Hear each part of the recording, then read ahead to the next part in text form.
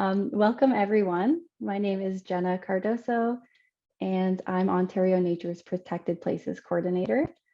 Thank you so much for joining us this afternoon to learn about Ontario Nature's newly released carbon guide. It's titled A Beginner's Guide on Measuring Carbon Stocks to Support Conservation. So next slide, please.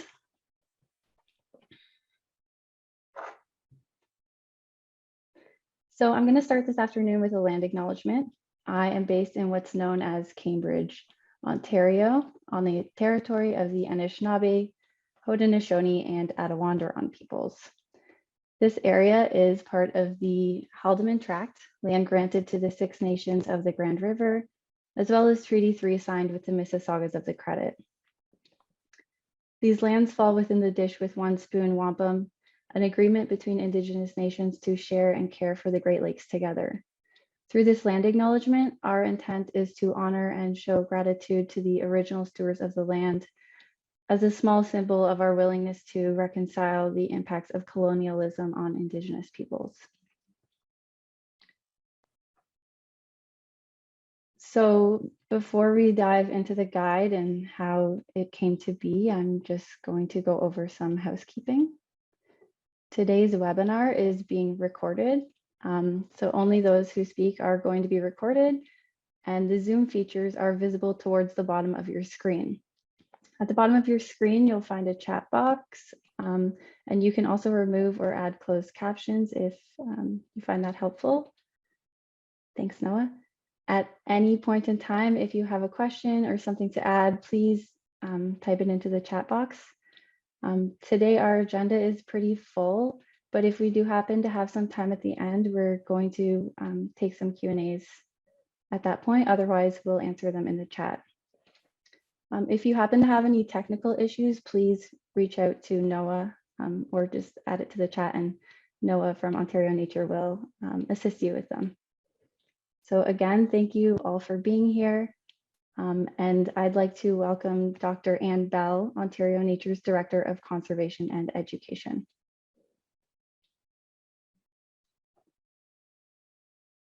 Hello, everyone. Thank you very much for joining us today. To begin, and I think we need to advance the slide there, Noah. Thank you so much. To begin, I'd like to take a moment to thank the funders who've generously provided support for our carbon assessment project. So these include the Government of Canada through Environment and Climate Change Canada. Oh, yep, that's the slide. And its Career Launcher Internship Program, ECO Canada, the Metcalf Foundation, RBC Foundation, Bruce Power, TD Friends of the Environment, as well as an anonymous donor. Next slide, please. So I'm going to provide just a quick outline of what the webinar will cover. You'll hear presentations from 4 Ontario Nature staff who've been closely involved with the project and the development of the guide. First, Jenna Cardoso, our Protected Places Project Coordinator, who's played a crucial role in the project. She's really been the glue that's kept us together, kept the project on track, and who in fact drafted the guide. She'll be moderating today's session and providing a project overview. Then you'll hear from Graham Smith, our GIS analyst, who's been leading all of our carbon modeling work, running analyses and interpreting results. He'll summarize what we've learned from the various carbon assessment experts who've been sharing their expertise and guiding us throughout the project. Next will be Kristen Satala, our community science assistant who led the field validation work in Northern Ontario. She'll be highlighting the do's and the don'ts of field validation work. And finally, Jenna Kipp, our Protected Places Assessment Coordinator, who participated in related field work on the Bruce Peninsula, on the Saugeen Bruce Peninsula, on 3 of our nature reserves. She'll be sharing insights and results from that work. Then Jenna Cardoso will conclude the webinar with a brief summary of what lies ahead for Ontario Nature in terms of supporting and promoting carbon assessments. She'll ask you all as well to complete a very, very quick participant survey online after the webinar, and I really do hope that you'll do that for us. Pretty please. And what are nature-based climate solutions? Well, they can be many things, but in general, they're strategies to sequester and store carbon in the landscape through stewardship, protection and restoration of natural areas. It's important to note that nature-based climate solutions are not an alternative to fossil fuel reductions, nor are they meant in any way to take away from the absolute necessity of reducing emissions to address the climate emergency. But they're complementary strategies essential to addressing the dual crises of biodiversity loss and climate change. I'm going to zip through my notes here because I know we have to get on with the presentation. Next slide, please. So many people are just beginning to appreciate the vital role played by natural areas in helping to mitigate and increase resilience to climate change. And that's what what our guide covers. So important to quantify the amount of carbon stored in natural areas so that we can enhance our appreciation and understanding of the role that they play. Next slide, please. There are many benefits to assessing carbon storage, strengthening the case for conservation of natural areas, informing policy decisions, improving land management approaches, raising public awareness about nature-based climate solutions, informing future research priorities, and possibly attracting financial support for conservation. So now I'm going to invite Jenna Cardoso to provide an overview of the project, the guide, and lessons learned. Thanks so much, and thanks for your patience in dealing with our technical difficulties. Hi, everyone. Speaking of technical difficulties, my video isn't working now, but I'll just proceed. So next slide, please. And thank you, Anne, for introducing this project. So our Protected Places team has been working on a multi-year project with an end goal of permanently protecting 1 million hectares of Ontario's forest and wetland habitat, such as the sites shown in this photo. Next slide, please. In Northern Ontario, many forestry companies manage land certified by the Forest Stewardship Council, also known as FSC. And as a result, there's a huge opportunity to adopt nature-based climate solutions through designated conservation lands, also known as DCLs. To qualify for these FSC certifications, forestry companies must identify and protect 10% of their managed forests. And these areas that are set aside are known as designated conservation lands, or DCLs. So to date, there are 147 identified DCLs in Ontario, and these DCLs cover over 1 million hectares of land. This map shows sites of the DCLs in Ontario. Unfortunately, none of these DCLs are permanently protected.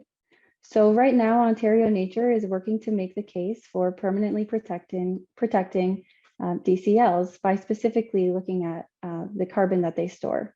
So to do this, we decided to evaluate how much carbon these FSC DCLs store in Ontario.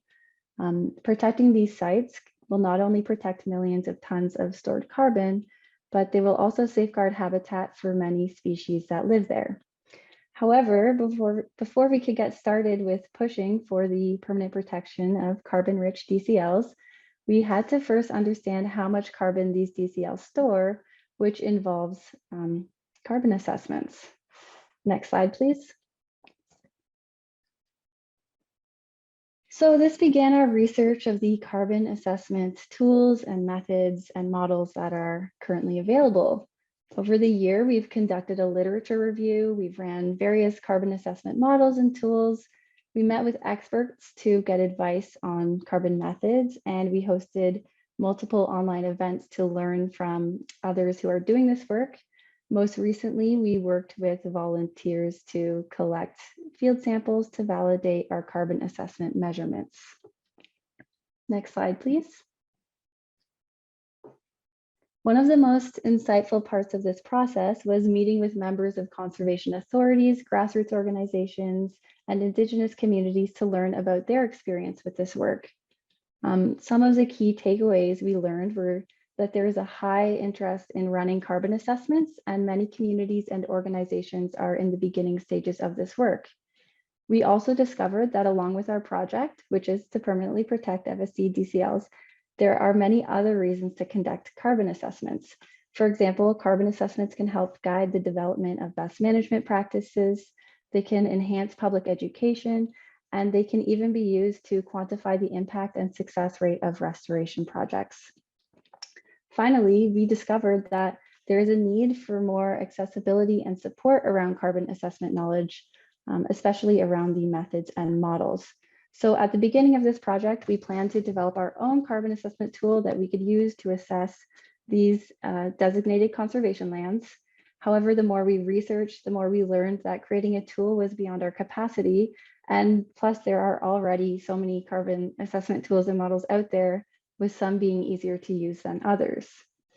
Next slide, please.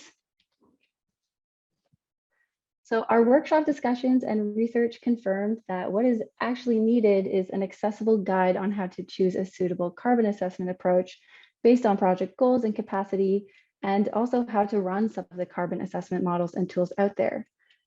Very quickly, our role shifted from developing a tool for measuring DCLs to making sense of the carbon measuring tools already available and helping others to make sense of them as well. Next slide, please.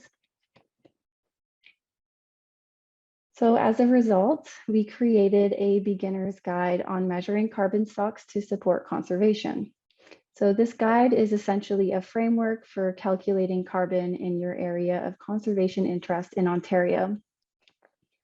The guide provides 4 different approaches to measure carbon stocks, and it includes tips, tools, and steps for adopting some of the approaches. It was created with grassroots and conservation organizations and Indigenous communities in mind to support their carbon projects, as well as FSC certified companies who are looking to start these analyses. We are really excited to share this guide with you, and we hope that it will help to increase protected areas and the adoption of nature-based climate solutions in Ontario. Next slide, please.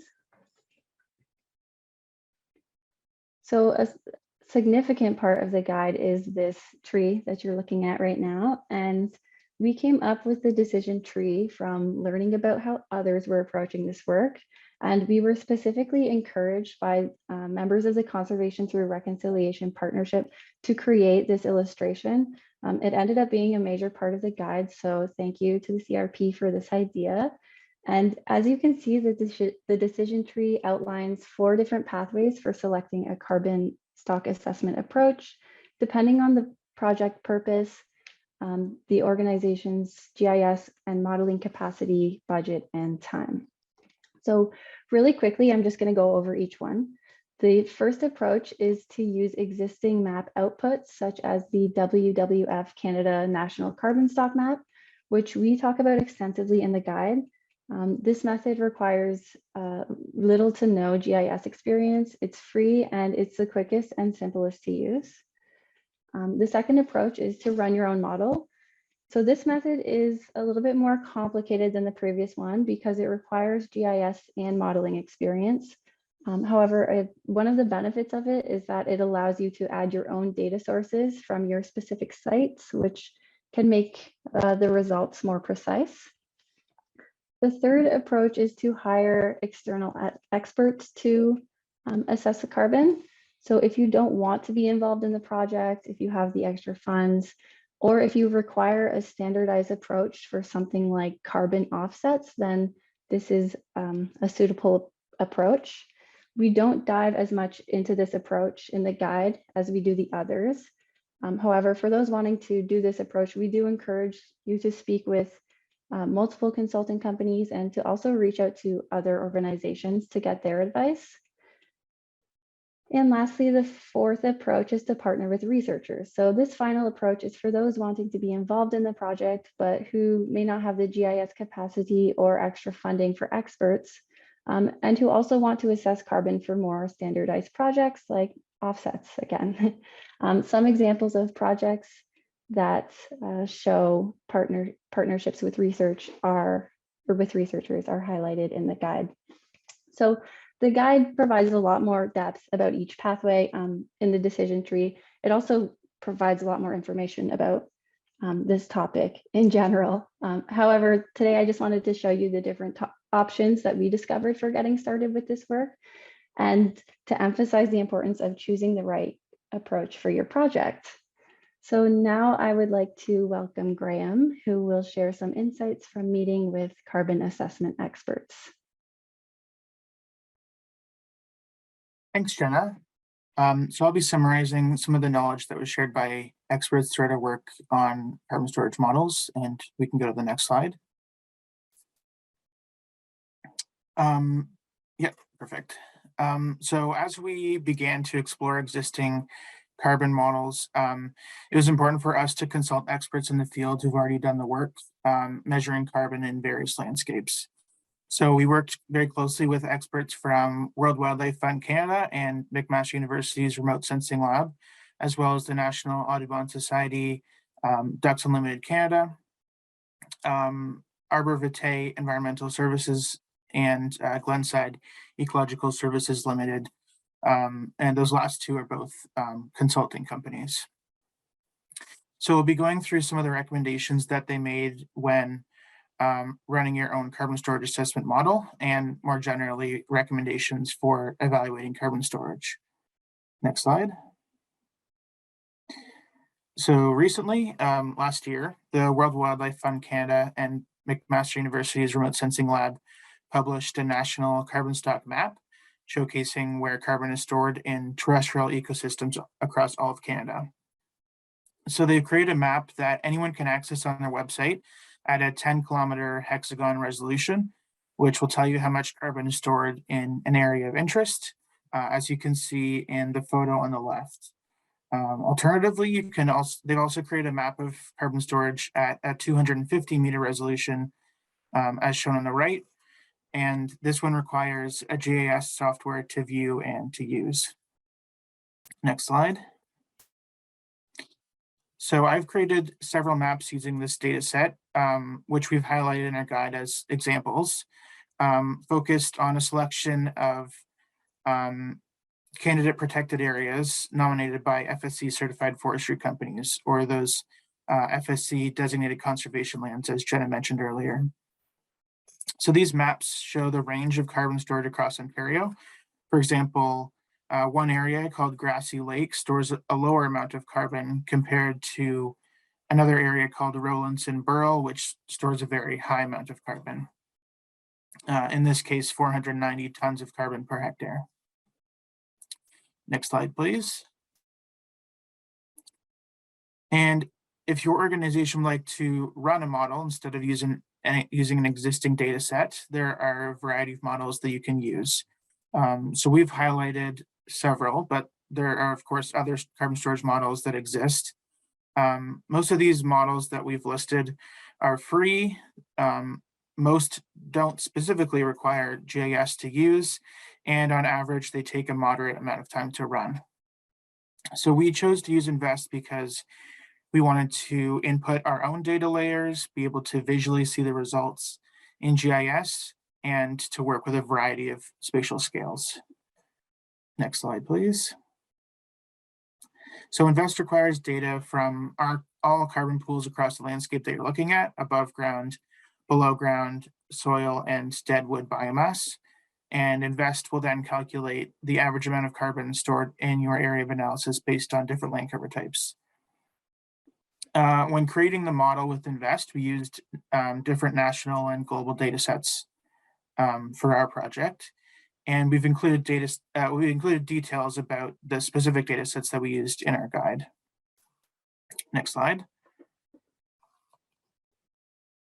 And like with the WWF Canada and McMaster University data set, I've created other maps using the Invest model that we made, which again is focused on a selection of the FSC designated conservation lands in Ontario. Since Invest calculates carbon storage based on land cover type, high carbon storage areas will correspond to the land cover types that store a high amount of carbon.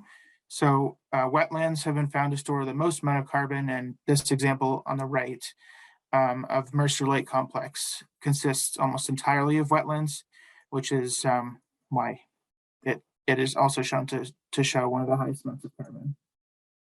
And next slide. So throughout this process, working with existing data sets and creating new models, we've been speaking with experts and getting their recommendations on how best to create a carbon storage model. So the first thing is to be aware of different scales and resolutions of the data inputs that you're using in your model. Some data sets have a low spatial resolution, which just means that they have less detail and larger pixel sizes, and they might not be right for your own project. You should also be transparent about the data sets that you're using so that other organizations can compare their results to yours or even use the same data sets. And also note that omitting open water in your analysis, which may be necessary depending on what data set you're using, like ours, if it only includes terrestrial carbon. But omitting water will result in underestimates of the total amount of carbon that's stored in that landscape. Next slide.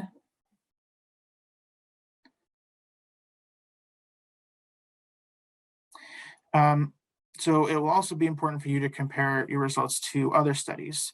So this will help you to identify any discrepancies between studies. However, remember that first recommendation that I mentioned, that data inputs can be different. So one study could evaluate carbon in 1 meter of soil, and another could evaluate carbon in 30 centimeters of soil, but both are providing a total estimate of the amount of carbon in soils. You should also note that different types of disturbances will have an effect on the amount of carbon in an ecosystem. For example, there's forest fires, industrial logging, and drought that can all have an impact on the amount of carbon an ecosystem is storing. And finally, carbon stocks will likely actually be higher than expected. Soil carbon, particularly in wetlands and peatlands, has been underestimated. So don't be discouraged by higher numbers than have been historically predicted. And next slide. So ultimately, there are some central recommendations that we wanted to focus on. The first is to be aware of limitations with the model and the data inputs that you choose. Your model is only going to be as detailed and reliable as the data that you're putting into it. So you might lose some precision in the modeling process, and your results could be under or overestimated. It might be helpful to pair modeling efforts with ground truthing or taking field samples from specific locations across your area of analysis to confirm the model results. And also be sure to allocate some time for expert review. Speaking with experts is crucial to evaluating the accuracy of your model. And they might even be able to recommend a new approach that you hadn't considered before. And speaking of validating model results with field data, I'd like to welcome Kristen, who'll be speaking about taking above ground and soil biomass samples across Northern Ontario. Hi, everyone. Thanks, Graham. Yeah, so I work out of Ontario Nature's Boreal office in Thunder Bay. And like Graham said, I was focusing on field validation for the carbon models. So we can continue on. So as Jenna mentioned earlier, the Forest Stewardship Council certification requires certified companies to ensure that 10% of their managed forests are set aside for protection. And these are the areas that we visited up here in Northern Ontario. Next slide, please. So as you may know, Ontario Nature had published this report assessing the conservation values of these designated conservation or designated lands. And so this carbon validation project gave us the opportunity to gain more on the ground information and of course to conduct our field validation for the carbon models. So we were also looking at things like species at risk, if we noticed anything there, accessibility of these sites, status of logging, and things like that. And we also conducted breeding bird surveys while we were out in the field. Next slide. So as you can see, there are several there are several sites located in northwestern Ontario. We went to several in the Thunder Bay area, some up towards Armstrong, where you can see they're located just west of Lake Nipigon, and then out towards Dryden, there are several as well. So we went to quite a few in spanning all over northwestern Ontario.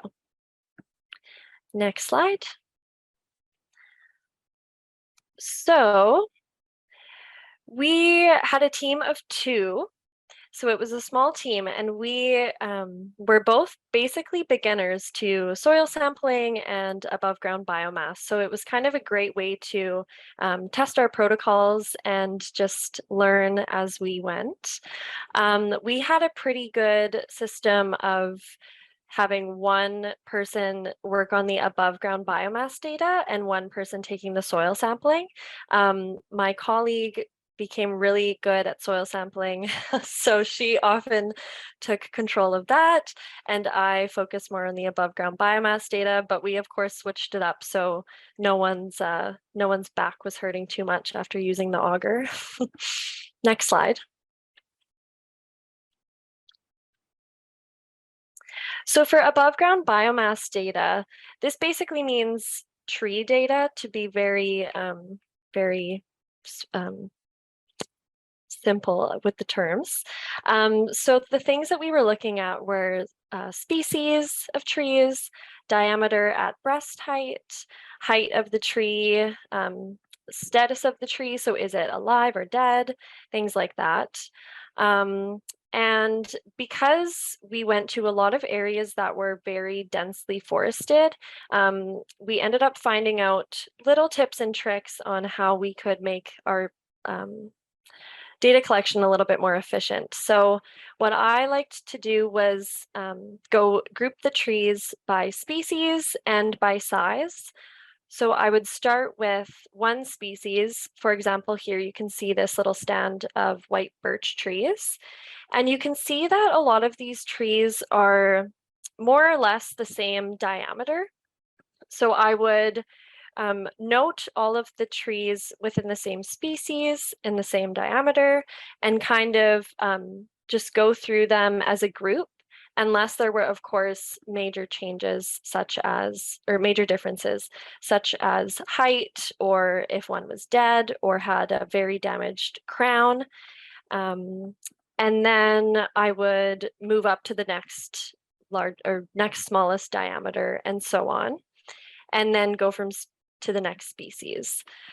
So this really saved a lot of time, because what we were initially trying to do was we would mark each specific tree with some flagging tape and calculate or go through and collect all of the data for each tree, and this was very time consuming. So as we went, we got a lot more efficient, and yeah, that helped us a lot. And next slide, please. Soil sampling was also a bit of a challenge for us. It was definitely very messy and required a lot of energy. Some areas were easy to sample, but a lot of the areas we went to were filled with roots and rocks, and sometimes the Canadian Shield bedrock got in our way. So whenever we were unable to get as deep as we wanted to, which was 1 meter, we would just try out different areas within the plot and just get as far as we could. Another challenge that we faced was with our auger. Our auger didn't have a system for pushing out the soil, so we had to push it out ourselves. As you can see on the picture on the right, we had a little spatula that did very well for this. And luckily we didn't have to keep our soil within a compact core for the protocol. So this was, this actually worked all right. And the other challenge was that in soils that were very wet, I think that there are more suitable tools to use in wetlands. So I would suggest, if you're going to be sampling in a lot of wetlands, to make sure that you have the appropriate tools for wet soils. Next slide, please. So I just wanted to note that being out in the field in Northern Ontario and anywhere was just really great because we got to be very intimate with the land and learn a lot about the different species that were around. We were out all summer, so we got to see all of the flowers blooming, and then we went through berry season, and then in late fall when all of the mushrooms started popping up as well. So definitely make sure you bring your field guides if you're into identifying mushrooms or other plants, because that was a really nice learning experience for us. And next slide. So many of these sites, actually all of these sites required us to drive down logging roads, and many of them were very remote and didn't have any service. So I would suggest definitely bringing detailed maps.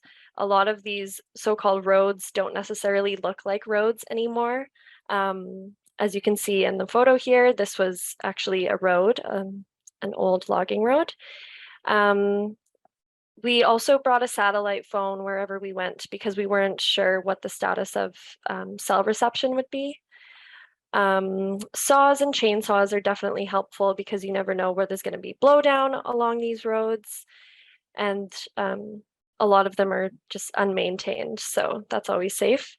Bear spray, of course, high-vis vests, and extra food and water, just some extra safety equipment. This was actually a road we ended up going down. As you can see, it's quite grown over, but the road itself was actually not too bad. But a lot of these sites, we had to drive through kilometers worth of these roads. And some sites we weren't actually able to get to because they were just too inaccessible or unsafe to get to. So we didn't get to sample as many as we had hoped, but we got to about 12 in 3 different forest management units. So it was pretty successful. And next slide.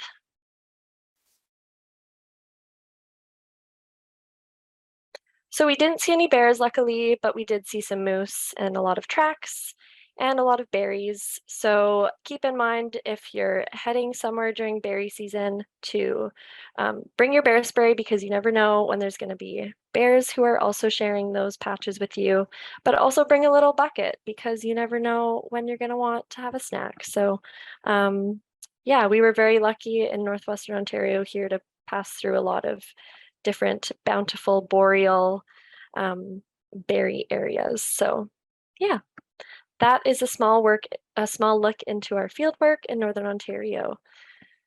And next slide is just a little photo of us.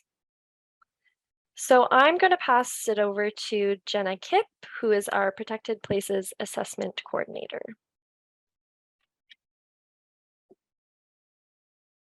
Thanks so much for that introduction, Kristen.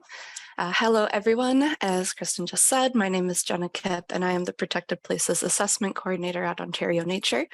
And I played the role of leading groups of volunteers within Ontario Nature's nature reserves to collect carbon data, alongside my 2 coworkers, Melissa Thomas, our nature reserves ecologist, and Raj Balinder Katura, who was our Protected Places intern for the summer.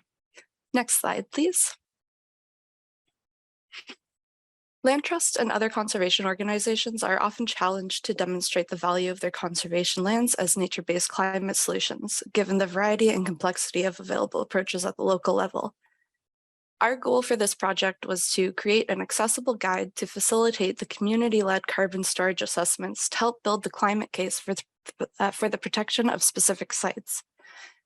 We selected these 3 nature reserves due to the highly engaged community groups involved in their ongoing stewardship and their interest in communicating the climate mitigation benefits for conserved areas.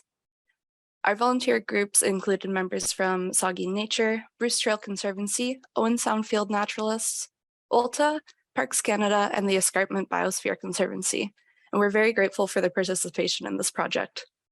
I also saw a few familiar names in the participation box, so thank you to the volunteers who were able to join us today.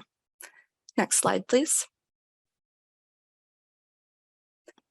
In addition to the presence of the active steward groups, these 3 nature reserves were selected because of the diversity of ecosystems within them.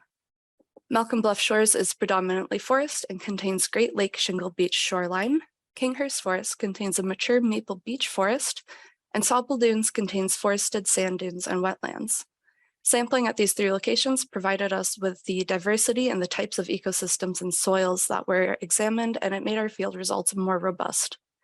So together, we were able to visit these 3 nature reserves and sample 20 plots with 9 different land cover types, including a variety of wetlands and forested ecosystems. Next slide, please. The volunteers were provided with a training session for the equipment once we arrived in the field, although many of them were already highly skilled in collecting field data. We collected the same sort of information that the boreal team did, including diameter, heights, tree species, and a soil sample from each of our plots. Pictured here are staff members from Parks Canada, Ulta, and the Owen Sound Field Naturalists, who all did a phenomenal job with assisting with the data collection. Next slide. So not only did I have the opportunity to teach volunteers about our field validation, but I also had a fantastic opportunity to learn from them. All the volunteers that joined us for this work were so observative and full of knowledge, ranging from plant identification and animal signs to the history of the land and how the ecosystems have formed and changed over time on these properties. These are some of the sightings from our work, including bear claws on a beech tree, ghost pipe, and some salamander larvae. Next slide. Our full equipment list will be provided in the guide, but these are some of the items that we brought with us that were particularly helpful. Our sites were determined by using the Ontario Land Use Land Cover dataset to ensure that we collected evidence from a range of land cover types. So we used a GPS to navigate ourselves off the trails and to our sites. There we used the DBH tape and a clinometer to measure the diameter and height of trees, and we also brought some identification books with us, which is really important because trees contain different amounts of carbon based on their species. For the soil samples, we also used an auger to extract them, and we put them into sealed Ziploc bags and stored them in a cooler until we sent them to the Agriculture and Food Laboratory at the University of Guelph for sample analysis. Our soil samples were analyzed for total carbon and bulk density to help us determine how many tons of carbon per hectare there are within the land covers we sampled. And a few of the items that we would recommend bringing for soil sampling would be a tarp to set the soil samples on top of, to prevent it from mixing with the topsoil, as well as some plastic gloves in case you're digging in areas with poison ivy or stinging nettles. Next slide, please. So the first nature reserve we visited was Kinghurst Forest in Grey County and stewarded by Saugeen Nature. Within this 370 hectare reserve, there are many old growth trees ranging from 250 to 300 years old that stand at over 30 meters high. The map in the top right corner is the Ontario Land Use Land Cover dataset that was used to derive our site locations, and below are the results that were clipped from the WWF McMaster carbon map that Graham was previously referring to. So WWF's map predicted 249 tons of carbon per hectare, and the results from our field validation indicated 376 tons per hectare. We suspect that our results were a little bit higher due to the hedgerow site that was included, as there was a very large white ash and a black cherry tree in our site. Only one site of hedgerows was sampled, but if we did more plots, we would expect this value to decrease a considerable amount and be more consistent with the results of the WWF map. Next slide. So next was Malcolm Bluff Shores, located on the Niagara Escarpment and stewarded by the Bruce Trail Conservancy. This reserve is known for its Great Lakes Shingle Beach shoreline and the diverse physical geography. Again, our field results were a little higher than we anticipated. And one conclusion that we were able to draw from our results is that Malcolm Bluff Shores has a lot of exposed bedrock and shallow soil across the property. And our total carbon calculation was derived from areas that have higher average carbon storage, such as wetlands or high carbon forests. So when we multiplied our results from our sites to the scale of the entire property, this may have overestimated the amount of carbon stored on the property as a whole. Next slide. The final reserve we visited was Sauble Dunes, located on the eastern shores of Lake Huron and the Bruce Peninsula, stewarded by the Owen Sound Field Naturalists. This property has a provincially significant wetland and is one of the best remaining examples of beach ridges, sand plains, and sand dunes in the region. Unlike our other two sites, our results came out a little lower than the WWF model. We can attribute this to sites 1-6 and 1-7, which have less carbon since they did not have any above ground biomass, being wetlands. And the only thing that was taken into consideration was the soil carbon. The carbon values were also lower than the other two sites since this entire property is dominated by sandy soils. Next slide. So while our results were either a little higher or a little lower than the WWF model, they were still well within the range of values we expected based on our previous research of carbon storage by land cover. That being said, this project has been a learning experience for us as it has acted as a pilot study for this important work. We can learn as much from our mistakes as we can from our successes, and the interesting part is how we make sense of them and what it can tell us for the future fieldwork. So these are the uncertainties we identified with our fieldwork. First, like Kristen's group, we had issues with thick root systems, rocky soils, and shallow bedrock, which made it very difficult to reach down to meters depth, so we may have underestimated the quantity of carbon stored in soils. Secondly, there's room for discrepancy in the results of tree height, as clinometers can be tricky devices to learn and use in one day, especially when you're trying to decipher where the top of the tree is when it's surrounded by a very thick canopy. Next, there's also scientific uncertainty of biomass stored within trees, and experts have recently been coming forward speculating that there's more carbon stored in trees than previously thought. Finally, we were only able to sample a certain number of sites this summer, and accuracy increases with sample size. For some locations, we were only able to sample them once, such as the hedgerow site, which overestimated our carbon storage. Next slide, please. I'd like to summarize my experience with the fieldwork and this project with a quote from Margaret Mead. "Never doubt that a small group of thoughtful, committed citizens can change the world. Indeed, that's all who ever have." There are such invaluable opportunities for collaboration and connecting with other organizations that are looking to do this work, so it's very important to stay in touch with the local networks to see what's being done in your region. When we come together to share our experiences and knowledge, we only strengthen our work and build a stronger case for conservation together. I'd like to thank all of our volunteers one last time. We sincerely appreciate all of your efforts to help with the field validation of our project. And I'll be handing the spotlight back to Jenna now. Thank you. Thank you, Jenna. So as a result of, next slide, please. So as a result of our literature review, our workshops, meeting with experts, and collecting field samples across Ontario, we've outlined 4 recommendations in the guide for getting started with this work, which are on the screen that you're seeing now. So the first is to choose the best carbon assessment approach for you, and that comes from the decision tree that was highlighted earlier in the presentation. The next one is to be aware of the model and data limitations and to allocate time for expert review. So these are 2 key takeaways that we learned from meeting with experts and collecting field samples. Oh, back, please.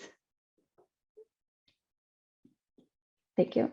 And finally, connect with others. So throughout this project, we learned that a lot of organizations are already doing this work or interested in starting, and there is a huge opportunity to combine our skills and knowledge to advance nature-based climate solutions together. Next slide, please. So using some of the approaches laid out in the guide, we went ahead and assessed the FSC DCLs and found out that they store more carbon than the surrounding landscape. The table on the left shows the average carbon stored in FSC DCLs is higher than the average carbon stored in the forest management units. So our next step is to look at the field sampling results, see if our model numbers align. But it's likely that the FSC DCLs store more carbon than the forest management units because a lot of DCLs are wetlands, which are huge carbon reservoirs. So measuring the carbon in these sites is just the first step in our project, and we plan to use this data to show the provincial government that permanently protecting these areas is critical for addressing climate change and biodiversity loss. Next slide, please. So before we go, I just want to say thank you to all of those who shared your knowledge, insight, and time with us this past year leading up to the creation of this guide. And I also want to thank our funders who have financially supported this project, including the Government of Canada through the Federal Department of Environment and Climate Change, Eco Canada, Metcalf Foundation, the RBC Foundation, Bruce Power, TD Friends of the Environment Foundation, and an anonymous donor. Lastly, thank you to everyone here today who tuned in to learn about what we've been up to this past year.